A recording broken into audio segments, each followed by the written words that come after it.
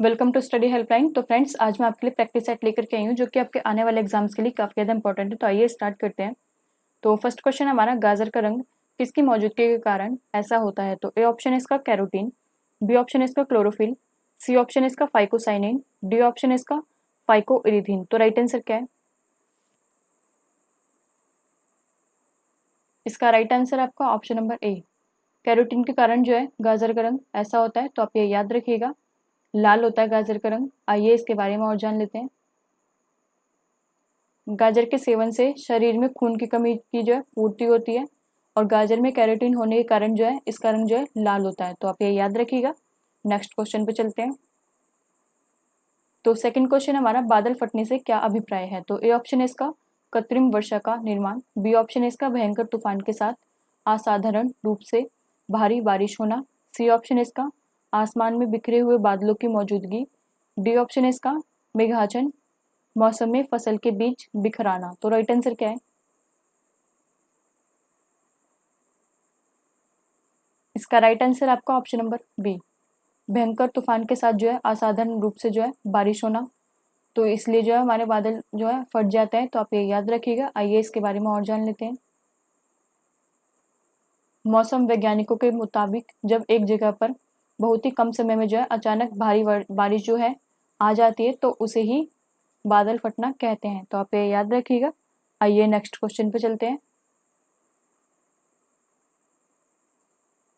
Third question हमारा, Jack बसन अंग निम्नलिखित में से किसके साथ संबंधित है? तो ए ऑप्शन है इसका देखना, बी ऑप्शन है इसका चबाना, सी ऑप्शन है इसका सूंघना, डी ऑप्शन है इसका सुनना। तो राइट आंसर क्या है?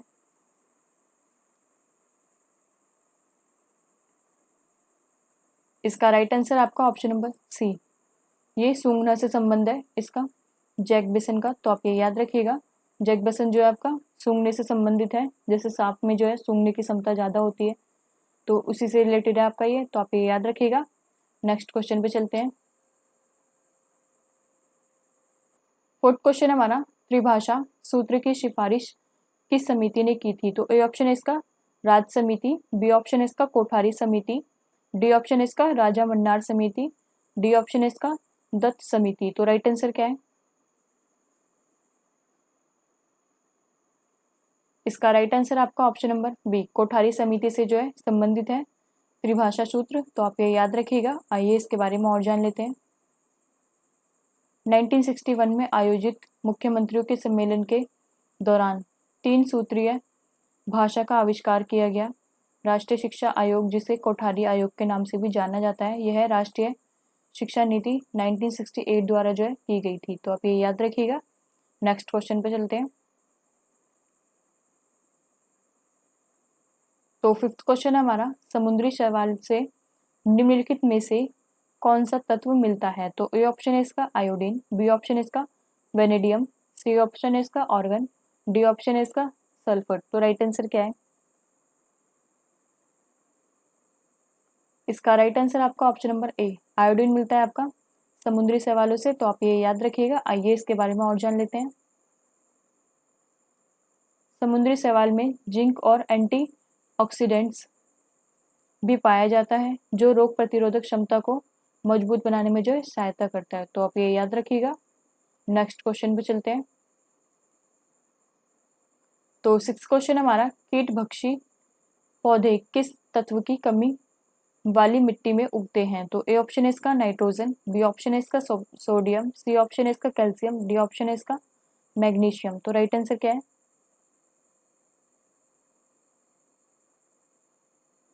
इसका राइट आंसर आपका ऑप्शन नंबर ए, ये नाइट्रोजन की कमी वाली जो है मिट्टी में उगते हैं। तो आप ये याद रखिएगा, कीट भक्षी पौधे। तो आइए इसके बारे में और जान लेते हैं।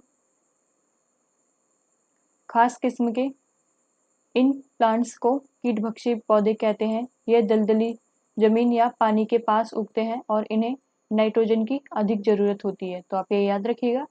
नेक्स्ट क्वेश्चन पे चलते हैं।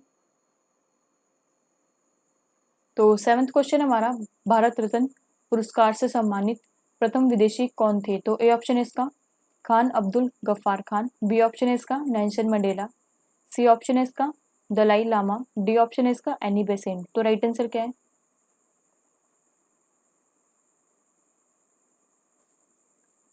इसका राइट आंसर आपका option number A. Khan Abdul Ghaffar Khan को जो है भारत रत्न से जो है सम्मानित किया गया है, तो आप ये याद रखिएगा। आइए इसके बारे में और जान लेते हैं। साल 1987 में पहली बार किसी विदेशी भारत रत्न से नवाजा गया। यह सम्मान पाने वाले थे फ्रंटियर गांधी के नाम से मशहूर खान अब्दुल गफ्फार खान। इनका नाम जो है फ्रंटियर गांधी के नाम से भी जाना जाता था, खान अब्दुल गफ्फार खान को, तो आप ये याद रखिएगा। और ये कब इन्हें सम्मानित किया गया था? 1987 में। ये भी इम्पोर्टेंट डेट है आपकी, क्योंकि कई बार ये भी एग्जाम से पूछ ली गई है, तो आप ये याद रखिएगा। एंड दोस्तों, अगर आपको ये वीडियो अच्छी लगी हो तो प्लीज़ इसे लाइक करें, शेयर करें, सब्सक्राइब करें हमारे चैनल को। तो आइए नेक्स्ट क्वेश्चन पे चलते हैं। तो 8 क्वेश्चन हमारा, उच्चतम न्यायालय के मुख्य न्यायाधीश कितने वर्ष की आयु तक अपने पद पर रहते हैं? तो ए ऑप्शन है इसका 65 वर्ष, बी ऑप्शन है इसका 60 वर्ष, सी ऑप्शन है इसका 62 वर्ष, डी ऑप्शन है इसका 58 वर्ष। तो राइट आंसर क्या है?